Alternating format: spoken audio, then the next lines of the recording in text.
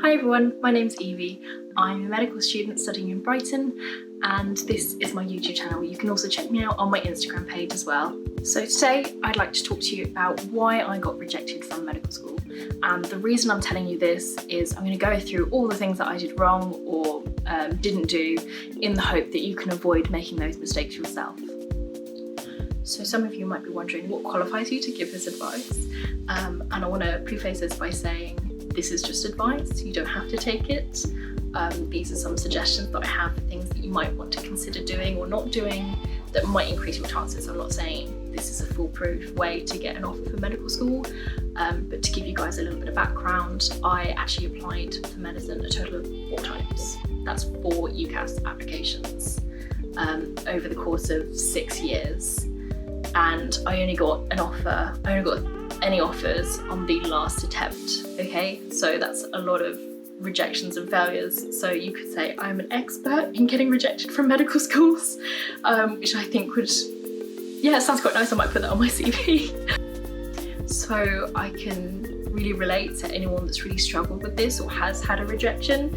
You're definitely not the only one, and it's still definitely possible to get into medical school. I hope this video proves it. I hope I prove it as well. 4th time lucky, hey?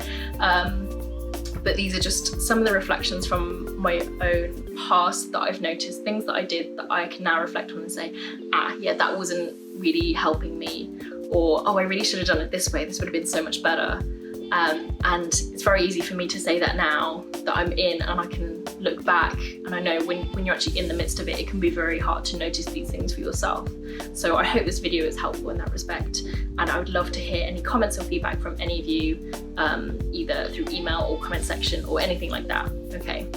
So firstly, one of the mistakes that I made right early on, as you were applying for medical schools, is I didn't really think strategically. So I basically plotted out all the medical schools on a map, and then I drew a 50-mile radius around my home, and I picked anything that was outside that radius because I knew I didn't want to be too close to home. I wanted to strike out on my own, and that's as much planning that went into it really.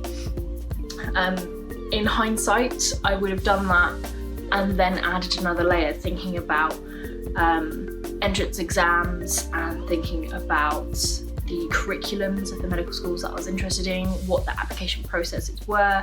For example, Brighton, where I'm at the moment, they don't consider personal statements at all, which is quite nice because although you still have to do one to complete a UCAS application, if you're heading for Brighton, it doesn't matter so much. You don't have to pour your blood, sweat and tears over it so much. So my next tip leading on from that is about the entrance exams. When I first applied to medical school all those years ago, I did both the UCAT and the BMAT, and that, in my opinion, was going to hedge my bets. You know, if I do these 2 exams, I've got a fallback in case one doesn't go so well. In actual fact, what it meant is I was adding 2 more exams into an already very busy exam schedule. That's 2 more lots of exam revision that I had to do, and one of them, the UCAT, is obviously over summer as well, so it felt like I just didn't have a break for a whole year, which was very nice, and it's definitely something that I would now advise. Try and avoid doing both of them if you can. I know sometimes there might be a medical school in particular that you want to go to, and one of them's UCAT and one of them's BMAT, so try and be realistic about what you can achieve and the timescale that you want to achieve it in, definitely. And if you can, stick with one. There's nothing wrong with sticking with one of them. When I got my offers from medical school, I only applied to BMAT once. I liked doing the BMAT, I enjoyed the BMAT. I was terrible at the UCAT. I always got very averagey scores that just weren't high enough to get me any offers, so I decided to just ditch that attempt and go straight BMAT route. And then you have other medical students that went the opposite way and they only did UCAT because they couldn't get the hang of the BMAT. So everyone's different. It's about working out what you can do, what's manageable in your time, and what would suit you better as well. So my next top tip is, when you're revising for those entrance exams, either the UCAT or the BMAT, is to firstly go through the specification. Okay, that's so important.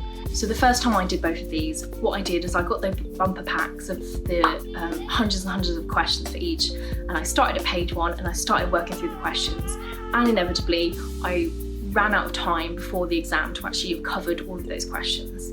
So what I did effectively was ignore large chunks of the content, or I was going over questions for content that I already knew well and probably didn't need to revise so much.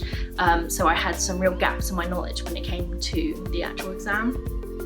So look at the specification, go through, mark them in colours or just write notes, make an Excel sheet, that's what I usually do. And you've got to figure out what you know really well, you're really happy and confident with, what you kind of know, like you think you could answer most of the questions on it, but you're not entirely confident in it. And then you've got the, oh yeah, I really don't know that. And that section, that I really don't know section, that's the section you want to work on first. Getting your base knowledge up to as high a standard as you can before the exam, and then you can start working on those, oh I kind of know, and then maybe like in the week or so before you can just recap the content that you're really familiar with as well. And hopefully what that's doing is that's building your overall understanding of the whole specification up to a really good standard by the time you go into that exam. And then moving up from that, thinking about doing the exam in your own time under timed conditions though. So creating those exam conditions wherever you are, if you've got like a workspace or just in your bedroom or anywhere like that, trying to create silence, putting it under a timed condition, going through a past paper and just seeing how well you do. Because it's one thing to be able to answer a question confidently in your own time when there's no pressure, and you're free to think as much as you need to. Whereas when you've got 30 seconds to read through and then answer a question, it's a completely different ballpark. So absolutely, please, please, please go and practice under timed conditions, and not just like the couple of days before. Start fitting it in, maybe do like once a week, go through a past paper under timed conditions, just see how well you do, and then you'll also be able to track your progress through the weeks as well. Okay, so I think they usually say about 8 to 10 weeks before the exam you should start revising and leading up to it. I would say that's about right.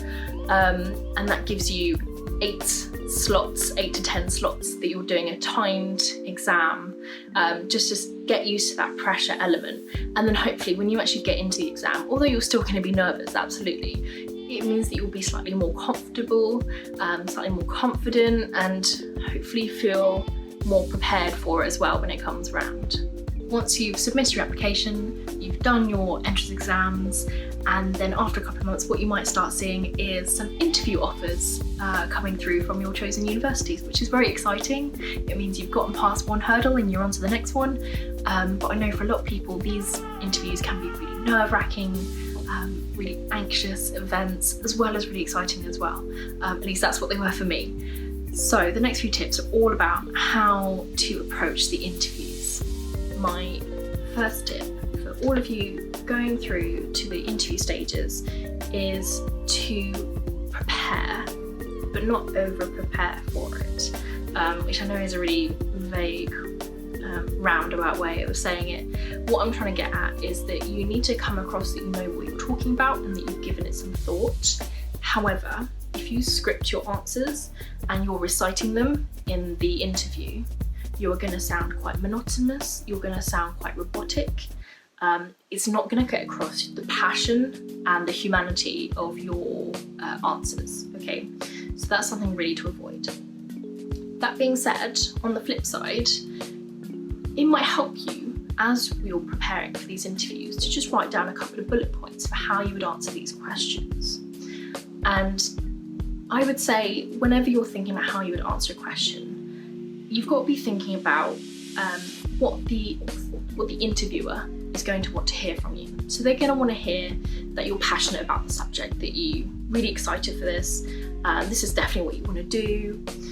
They're also going to want to see that you know what it's like to be a medical student and to be a doctor.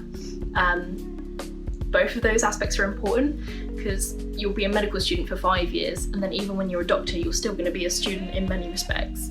So it's important to be able to explain and show that you know what that is like, and that's when you bring in things like your work experience, books that you've been reading, any outside experience that you've got. Even if you've had a chat with a doctor, bring it up, it's always good.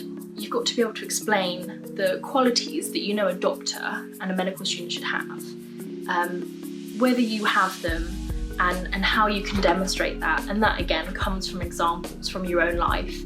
And those can come from clinical examples from your work experience if you've been volunteering at a hospital, you have part-time work as a healthcare assistant, anything like that.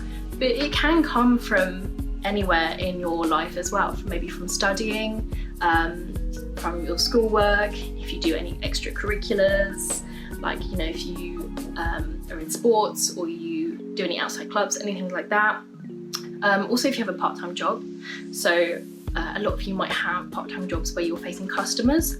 That's an amazing experience actually, and it's really relevant because if you think about it, customer relations in, say, working in a shop or something is very directly corresponding to patient-facing roles in the NHS. They have a lot of skills in common. You've got things like talking through people in difficult situations, managing effective communication, breaking bad news even sometimes. It can be kind of related to that. So it is really, really relevant. And I would suggest all these things that you've got going on in your own life, just write down what you think the skills are that you're demonstrating in each of those roles and how potentially that could relate to you as a doctor or as a medical student. And that will give you a great basis for some of your answers for these questions as well. Okay, and this is alongside, you know, the kind of usual things, what are the 6 C's of the NHS, and what are the 4 pillars of medicine, and all those kind of things that you need to learn as well, okay? So that's kind of covering the build up to what you do in preparation for the interviews. So you've gotten into the interview room, you're facing the interviewer, and they've asked their question, and all of a sudden your mind goes completely blank. You've forgotten everything that you've prepped, you spent hours poring over those news articles and practice questions and running it through with your parents and your friends and everything. In that moment, it might all just go. It's a very nerve-wracking situation, and that's completely understandable, and the interviewers will be anticipating that as well. Okay, so what I would urge you to do is to just take a moment and just stop ever so briefly. So if they've just asked you a question, you can say to them, okay, can I just think about that for a second? And they'll say, yeah, sure, okay.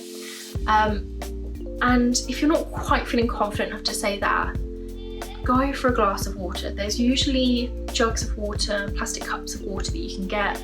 Make sure you have some with you when you go into the interview, because then you can be like, okay, so they've just asked you a question, you're having an internal like, oh my God, what do I say? Just pick up your cup, just have a couple of seconds where you're sipping your water, looking very thoughtful.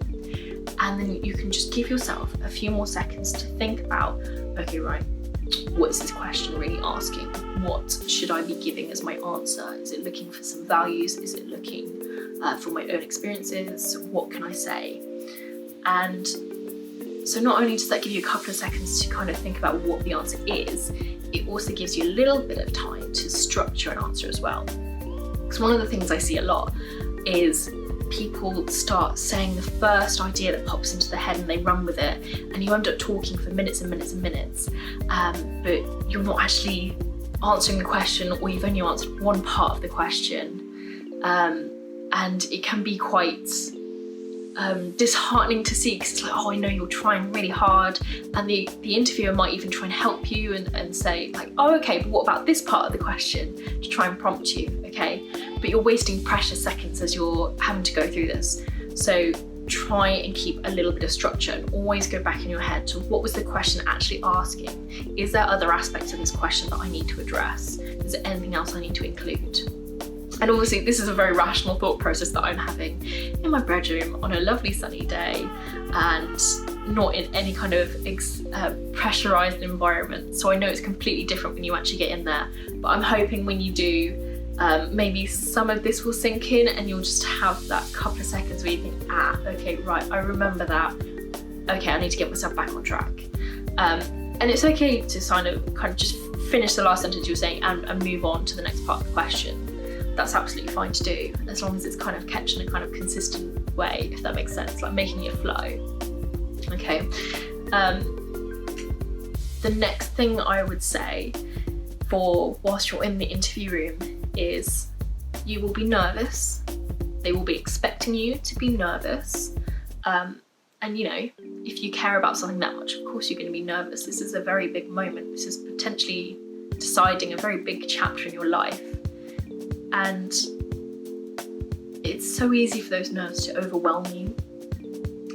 And I've had that on a couple of times when I've had interviews, and I've just completely flunked them because my brain's gone into overdrive. I haven't been able to think, and I've just completely flunked it before, basically, and left with floods of tears. Not always a pretty sight, but it happens, okay?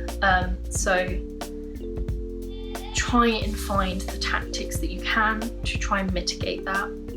Keep the anxiety levels lower. I'm not going to say go in there cool as a cucumber, because that's not really going to happen. And if you are really not nervous at all, I would question that a little bit, like, But as I said, I'll have a video and I'll go into way more detail about all the things that you can do for interviews, what makes them really successful and what makes them maybe less successful, so you can all peruse that in your own time. So that kind of brings me quite nicely towards the end of the video. I hope you guys have enjoyed it. I've really enjoyed making it, actually. It's quite nice to like go through all the old memories, some of them painful, some of them quite enjoyable, and picking out bits where I went wrong and things, and to see how far I've come on from there as well. It's been really nice to see. If you have found it helpful, please leave a comment, like this video, subscribe, go onto my Instagram if you want to see any more things from me as well. That'd be greatly appreciated. So thank you so much, guys, and I'll see you for the next one.